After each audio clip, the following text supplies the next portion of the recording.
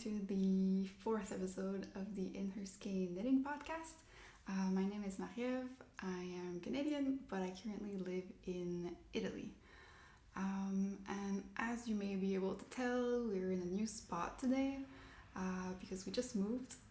We moved houses last weekend, and don't be fooled, this is the only place in the whole house that looks tidy. The rest is still a mess.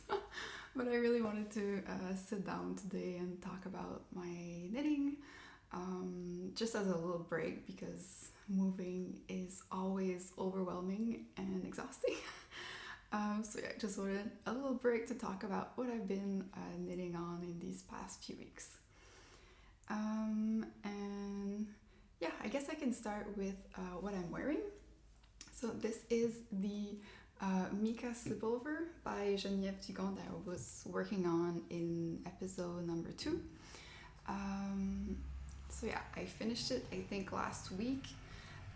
It was a pretty quick knit because it's knit at a big gauge and there's no sleeves.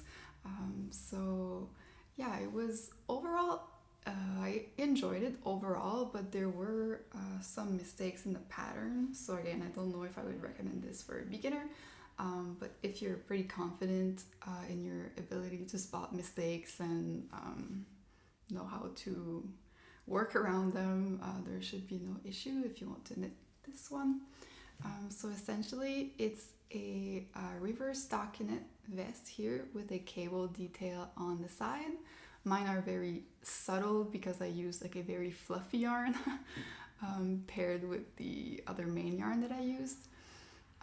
There's a knitted folded collar here, and on the sides here there's a picot edge. So I really like the look of it. I think it's very nice. Yeah, I'm very happy to have this in my wardrobe now. Today I'm wearing it over another knitted item. So this is my very old balloon cardigan by Petite Knit. And it was the only thing that I could put my hands on today. That was like this color and had nice sleeves, which is how I picture wearing this. I don't know if I'll be wearing it over a cardigan just because it looks a bit strange in the front part mostly. But yeah, I'm doing with what I have on hand right now. And it's very warm. I may be overheating. Let's see what happens. This yarn is very warm. It's the Briggs and Little Hertiage that I paired with drops brushed alpaca silk. And I'll put the colors down below. Don't remember this one. It's like the light brown, and this one is the forest brown. And someone actually mentioned, I think in the past video or the one before, they were asking me how someone in Italy got access to Briggs and Little yarn. So this is a Canadian yarn. It's actually mailed in the province where I'm from, in New Brunswick. And I think it's actually the oldest Canadian mill. But yeah, the answer to that question is that one, I'm from there, so that's where I bought it. And two, when my partner and I moved here in Italy, he was relocating for work, and so his company paid for some of the relocation fees. And so we got to ship a few boxes before we moved, including his barbecue, which was very important for him, and my yarn stash for me. So that's why I have a lot of Canadian yarns with me here. Yeah, that's why. And yeah, I don't think I have anything else to say about this one. If I were to redo it, I think I would make it in a lighter color, although I do like it as is. I do think I'm gonna get a lot of wear out of it. My cat loves it too. She was sitting on it when it was blocking. I don't know what it is about this one in particular. Usually she doesn't do that, but she seemed to really like this one. And yeah, if I were to redo it also, I don't know if I would use the brushed alpaca silk from Drops. I think that the hairs are like a bit too long for my liking. It's like a bit too fluffy. don't know if you can see this, probably not, but like there's hairs coming out that are like this long, like a good 2 inches, and I don't know, it's not my preferred alpaca silk yarn, but again, I had it in stash, so it does the job. Alright, and then the next finished object that I have is actually my crochet cardigan. I've been working on this since the spring, I think, and so it's finally done, and I'm happy about it. I'll try to insert a video of me wearing it.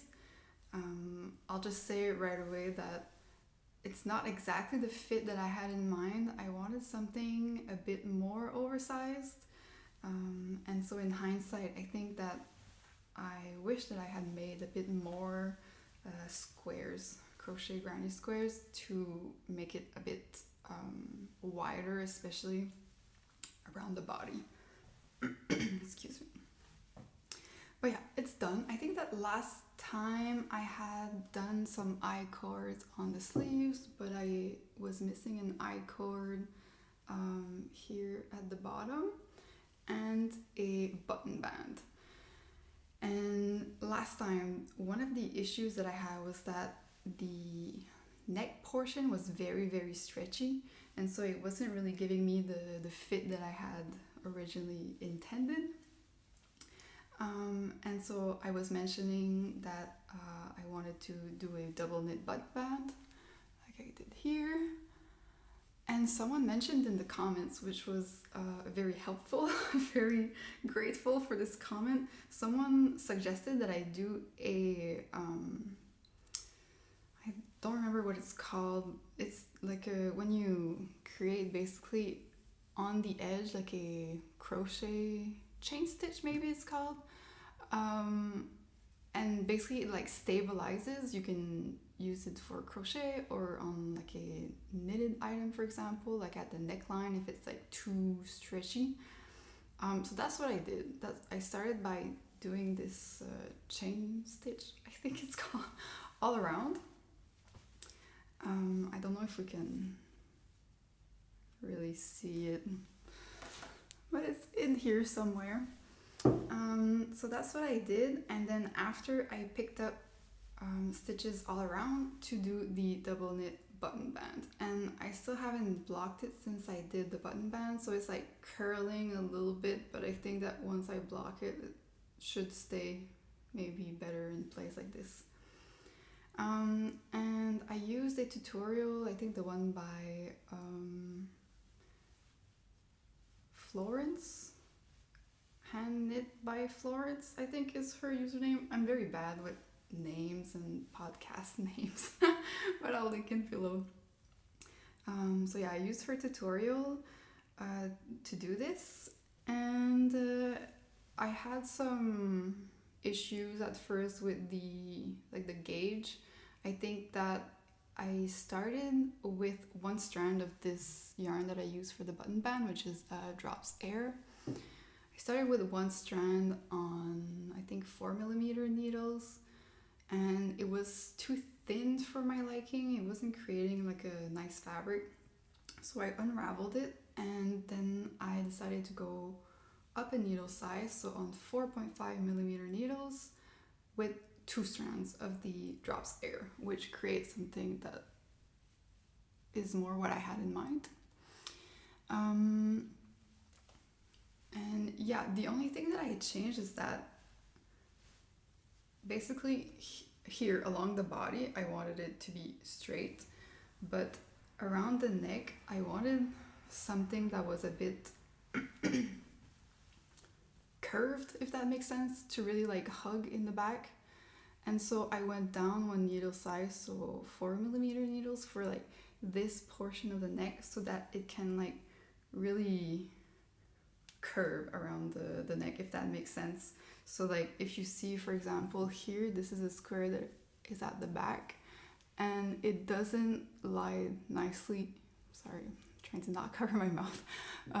It doesn't lie nicely like this, super straight. It tends to like curl inwards, which is what I wanted to like hug the back of the neck, which is, don't know how to show it. But it kind of does like this. This is the back section. So it did what I wanted, and I'm very happy with it. I just, again, hope that with blocking it's going to straighten out a little bit more like this on the body. And yeah, I say button band, but I didn't actually make any buttonholes to put buttons. I'm just gonna wear it open like this. So yeah, I think that's it for this one. Yeah, it took me a long time, but I'm very happy with it. Yeah, it's gonna be a nice cardigan to wear mostly inside, because I don't think I have the courage to wear this in public. Which I know is silly, but yeah. It's not my usual style. Alright, and the next thing is I have 2 half-finished objects, so 2 individual socks that don't make up a pair. The first one is one that I've talked about before. It's my Boixac Socks that are in the 52 Weeks of Socks Volume 2 book. And it's the one like this with some little flowers and cables on the sides. And this is what I have left from my first ball of this yarn that I have, which is by Les Brebis du Beaurivage. It's a mix of East Frisian, wool, Jacob, and nylon. And what I kept forgetting to mention in my previous videos is that they don't make this one anymore. I think that this year they started to produce wool without nylon, so just natural fibers. Yeah, I think maybe I mentioned it before. I don't remember. Either way, it has nylon, but they don't make yarns with nylon anymore, if I'm not mistaken. But yeah, it's a nice pink that doesn't show well on camera. And I tried it on and it's super cozy, but as I mentioned before, it was kind of difficult on my hands to knit this. I think it's a mix of like the cables, the bobbles, but also the yarn is not super bouncy. It's very like dry and stiff, I guess. So I didn't enjoy so much making them, but I'm sure that I will enjoy wearing them a lot. So I didn't cast on the second one just yet, which is something that I usually do. As soon as I finish the first sock, I usually cast on the second one just to make sure that I don't end up with single socks in my sock drawer. But this time I decided to take a break to give a little rest to my hands because it was a bit rough. But I can't wait to wear these. I'm sure that they will be super warm and cozy. And the other thing that I'll mention is that in the pattern, this is a toe-up sock, and in the pattern, the bind-off is like one of those stretchy bind-offs that I did use at first, but it was like flaring way too much. Even when I was putting it on my foot, it was like flaring like this. And so it wasn't staying like on my legs, so I decided to rip that part out and bind off just regularly, like knit the knits and purl the purls and pass the one stitch over the other. And you can see that it's still like flaring a little bit, so this is perfect for me. Not too flary, but not too tight either. I can easily get my foot inside of these. And yeah, that's it for these. I don't know when I'll be casting on the second one, but eventually. Alright, and then the other sock that I have is this one. So I designed this myself because I think a year ago I saw a sweater online, a cardigan I think. I'll try to find the picture. It was like an all over Colorwork cardigan from a store. I think it was from Simon's. If you're from Quebec, you obviously know about this store. If not, you may not know about this store. They're not super widespread, I think, outside of the province of Quebec. But either way, I saw this cardigan and I fell in love with it. I almost bought it, but one of the things that held me back is that it was, I think, acrylic or polyester. There may have been like a small wool content, but there was not a lot of wool, and I don't know, that's something that's important for me, especially if I'm going to pay, I think it was probably upwards of 80 Canadian dollars, and so I don't know, I just can't justify spending that much money on something that is made without any wool in it. It's just a strange concept to me now as a knitter, I guess. But yeah, I kept thinking about this cardigan and I wanted to make it. And I do have some experience with colorwork. I'm not the most experienced. I've made, I think, only socks with colorwork before. And so I decided to not jump into a big self-drafted or, self-designed cardigan all over colorwork that probably needs to be steeped right away. I decided to design the chart that I did on Stitch Fiddle, I believe, and test it out in a sock first to see if it's really something that I liked. So in the inspiration cardigan, there's a few different flowers, and also I wasn't crazy about them. They looked a bit like cartoonish to me, and so that's something else that I wanted to play around with, and so I designed this colorwork chart that I'm very happy about. I think it looks really good in my opinion. And so yeah, and I just needed to get that thing out of my mind, out of the chart, into a knitted garment. I needed to see how it looks physically on a piece of fabric. And so I'm really happy with these. I don't know if I'll write a pattern for this. I don't know. I'm hesitating. But yeah, we'll see. And then now the next step would be to transfer this into a cardigan form. I'm still thinking about how I would do that, if I'll maybe find a pattern, like a cardigan pattern that I can play with, like trying to insert my colorwork chart inside there. I've never done a steek before either, so that's gonna be interesting. But I like giving myself these kinds of challenges, and like Googling new techniques, looking at YouTube tutorials, and basically just to find a way to do it on my own. So that's something that I want to do in the future, but I think that for the moment I want to cast on another pair with like all over colorwork with this pattern.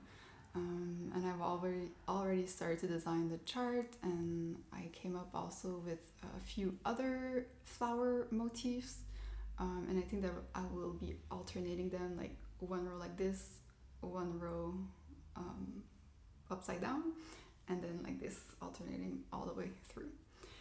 And yeah, I'm excited to see what that looks like, and eventually one day make a cardigan with these little flowers. The yarn that I use for this is, again, something that I had in stash. This is actually the leftover of the Boixac Socks, and the brown is a Drops Fabel, I don't know how to pronounce it. It's their sock yarn that has wool and nylon, I believe. And the color, if I'm not mistaken, is 300 for this one. I have to admit that I don't love the fabric that it creates, but yeah, again, trying to use what I have. So yeah, and I actually just cast on the second one yesterday, so we just have some ribbing so far. But yeah, I'm excited also to get to wear these soon. Alright, so I think that that's it for the socks. The next thing, I have my ranunculus, but I didn't work on it at all again. Still looks like this. I think that I'm not super motivated to work on it just because the fabric is quite like gapey, very airy. I think that it's going to be better for the spring, and so I'm kind of I put this project on ice until I feel the need or the want to work on this again. And then I have 2 new sweater cast-ons. The first one is the Doppio Sweater that I've been talking about in, I think, my 2 first episodes. I had plans to cast it on, but then I wasn't sure about my yarn choice because the fabric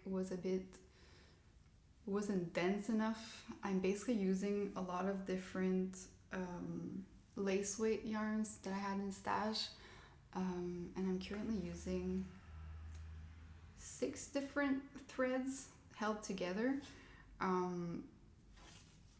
But yeah, so before I had 5 different lace weights held together. That was not enough to get gauge, to get a fabric that I was satisfied with. And so I found some, a little bit of leftover Knitting for Olive mohair, no, not mohair, merino, that I had from another project left over, and I decided to swatch with that, and it was perfect. So I decided to go for it and cast it on. That's what we have so far. I really like the fabric that it's creating. It's like, it's marled, but like not too crazy. It's very, I don't know, I really like the fabric that it's creating. It's mostly pink yarns, like soft pinks. I can maybe show it to you. There's like this one, which is like like an antique pink, and the rest is mostly like this shade. So yeah, I had a lot of random lace weight yarns in stash, so I decided to use those. And the merino from Knitting for Olive, I have none left. It's this color. I think it's the rose clay. But I actually have to order more. And my sister actually was asking me what I want for Christmas this year. I said no, nothing, and then she insisted, so I said maybe a gift card for a knitting shop. And so I think that if she gives me this Knitting for Olive gift card that I've been hinting at, then maybe I'll buy it then with that money to be able to continue the sweater. So for now, this is on pause too. But yeah, I really enjoyed knitting the yoke of this. The pattern is like chef's kiss. It's very, very well written. Like I was mentioning before, it's a compound raglan. And so it's not like your typical raglan where you just like increase every other row for the body and for the sleeves. It's like different rates of increase for the sleeve and the body, and so it's very engaging. I actually had to, like usually I'll knit in front of TV or watching podcasts, listening to audiobooks or whatever. For this, I had to put down everything and just focus on the pattern. But yeah, it was very enjoyable. I really enjoy a well-written pattern, and this was, like, I was glad that I gave my money to Seunghee. She did a really good job with this one. Very enjoyable to knit, and I can't wait to continue. The neckline is looking very large, but I think that once the collar is on, it's going to look good. So yeah, I think I'm knitting this on the recommended needle size. Yeah, it's the 6mm needle, so it also works up very fast. Yeah, and there's also in the pattern an optional an option to like make a faux seam here. So basically you knit the raglan with like a purl stitch in the middle here, and I think that after you come with your yarn to add like a fake seam here. I think so I opted to do that. I think it was nice. There's also, I think in the pattern on the sides, another faux seam, and maybe under the sleeve, I'm not sure. I think that I probably won't be doing those, but I decided to do it for the raglan. So yeah, very excited to keep working on this eventually. And the next one that I have is, let me grab it here. It's actually a test knit that I'm doing for Rebecca from Journey Through Yarn. She has a podcast also here on YouTube, and when I released my first episode, she reached out to me on Instagram saying that she enjoyed my episode, and that she also just started a podcast on her own. And so I thought it was really nice of her to reach out. That's how I discovered her podcast. I think that the YouTube algorithm doesn't always suggest nice things to me. Not that it doesn't suggest nice things, but I think there's a lot of things that I just miss completely, and I discover them like years later. So I think it was really nice of her to reach out, and I was very happy to discover her channel. So I would recommend to also go check it out if you haven't yet. I'll link her down below. And she is also starting to design her own patterns. And when she showed this one, I immediately fell in love with it, which is something that doesn't happen often for me. And so I jumped on the opportunity to test knit it. And I got accepted, and the test started on December 5th or 6th, if I remember correctly. So about a week ago now. And with the moving and everything, I didn't get to work on it a lot, but we have until, I don't remember the exact date, but sometime in March to finish this, so I'm not stressed at all. But yeah, this is what it looks like so far. I've just made the back. So it's like a textured stitch pattern like this. It looks really cute, I think. I think these are supposed to look like flowers. I think they look very nice. And someone also commented, I think on my second episode, that everything I make is like very like botanical, like nature inspired, and I agree. Like when I read that comment, I was like, oh yeah, it's true. Like I think I only make things with like flowers and all these things, so this is, I think, very on brand for me. But yeah, I'm really enjoying it. I'm not gonna lie, I had issues doing this part, but it's completely my fault. I mean, she did a video to so that you can learn how to make these I think it's like an elongated stitch, or like a dip stitch maybe she calls it in the pattern. And essentially my tension was like all wrong when I tried to make this the first time, and like here you can still see like there's kind of like gaps, but I think that when I block it out, it's gonna be fine. There's like some places where it looks fine and others where it looks completely wonky. But I think that if I go like by hand and I kind of pull on some of the strings, it like evens out better. But yeah, so I've only made this so far. But yeah, I'm excited to keep working on this. The yarn that I'm using is the Mota by Wool Dreamers. The lighting is like getting intense now. Maybe I do this. Okay, that's a bit better. It's the Mota by Wool Dreamers, which is a yarn that I've been wanting to try for a very long time now. I think I first heard about it maybe a year ago, and I resisted until now. I thought that with this stitch pattern it would look gorgeous, so I ordered some. It's actually quite affordable, except that the shipping was quite expensive for me to get it from Spain to here. And it's not super far away, but the shipping was a bit expensive. But either way, I really like this company, the type of wool that they make. They take Spanish, the fleece of Spanish sheep from, I think, like small farms. That it's probably things that would get thrown out otherwise, but they use it. And this one is, I think, a mix of, I think it's a mix of merino and the manchego sheep that they have in Spain.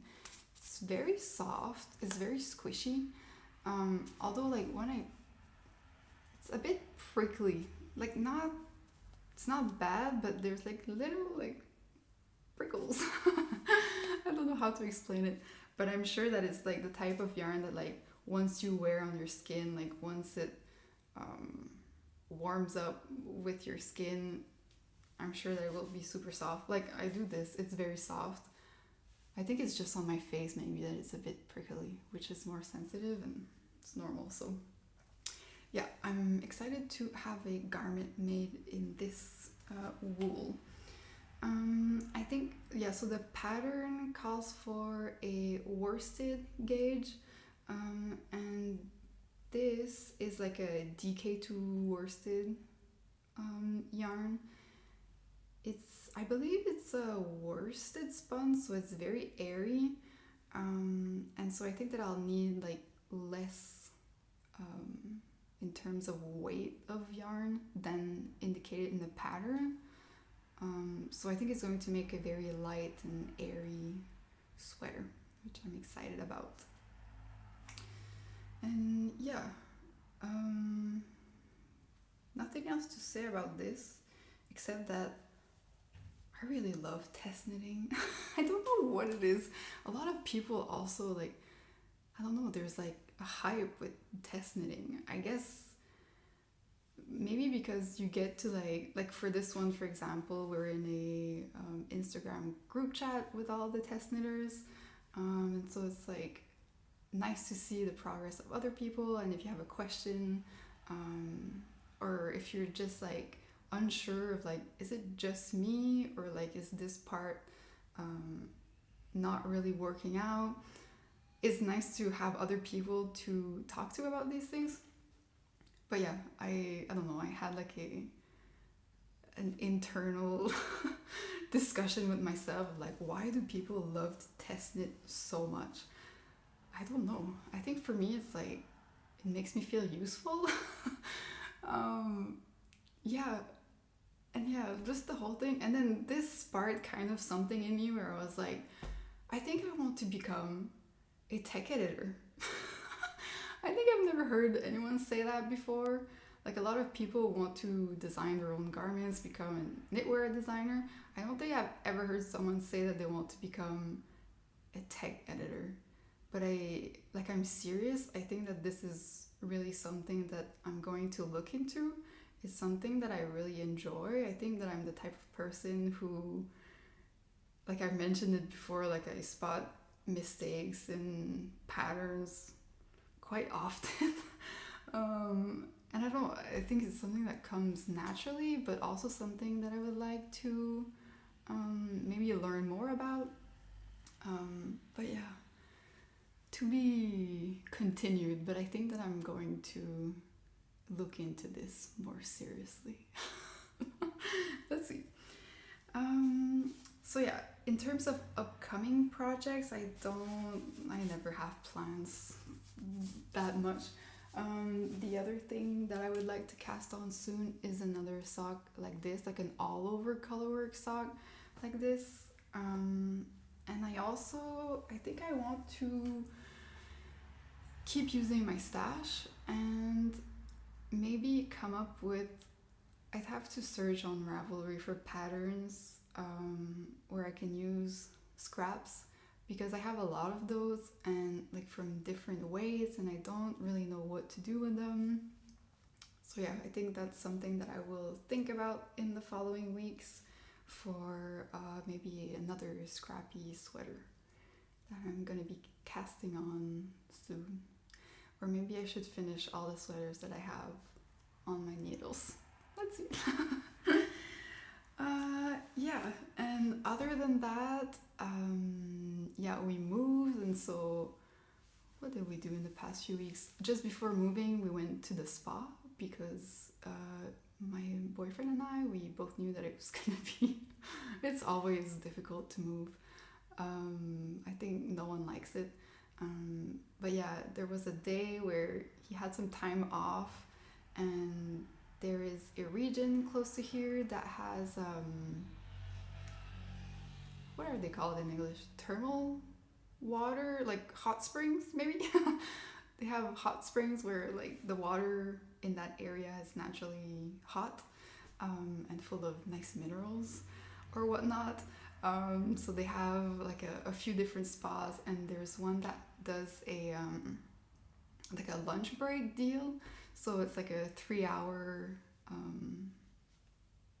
spa day, I guess. 3-hour slot that you can go during lunchtime, and you have the lunch included. You can go in the hot spring baths, those pools, and then you can also use the saunas that they have inside. So we did that before the move to relax a little bit. Oh, that was nice. And then we moved, and yeah, we've been only here like officially for 3 days now, I think. And we've been like slowly exploring around, mostly restaurants, because I mean the kitchen is functional, but there's still stuff that we need to buy, like knives that are useful for cooking that we don't have yet. So we've been using like my boyfriend's pocket knife and my Swiss knife. It's doing the job for now, but we also wanted to try restaurants around here, so we found a nice pizzeria. And what else? Oh, there's also a really good all-you-can-eat sushi place that is like a 2-minute walk from here, which is kind of dangerous, but yeah, it was a nice find, yes. I'm losing my words. Ooh, and another exciting news is that my sister started to knit, and I'm so excited. She was sending me questions the other day, like she's just practicing for now, like her knits and her purls, and then she was practicing ribbing, and so she was asking me like, when I flip on the other side, do I need to start with a knit stitch or a purl stitch if the last stitch that I knit was a purl? And anyways, I've been enjoying that also. And yeah, because she recently started to watch my episodes, and I think she saw the Sophie scarf that I made, and so she wanted to try that. I think she will do that eventually. And yeah, I'm just excited to see also her progress and the things that she will make. It's very exciting for me because I know a few people who knit, but it's mostly like I don't have anyone in my close circle of like people that I see on a daily basis that knit. And so it's very exciting to have my little sister who is learning to knit. So yeah. I think that's it. I will, I think, try to film some footage of when I set up my like craft/knitting room. We do have a spare bedroom where I'll probably put like a desk with my sewing machines, and my serger, and this shelf will go there eventually with all my yarn. And I also want to do a few projects, I don't know, probably knitting, sewing, maybe a bit of punch needling to decorate that room. And so I think I want to film a little bit of my process for that. But yeah, I think that there that's probably the last video until the new year.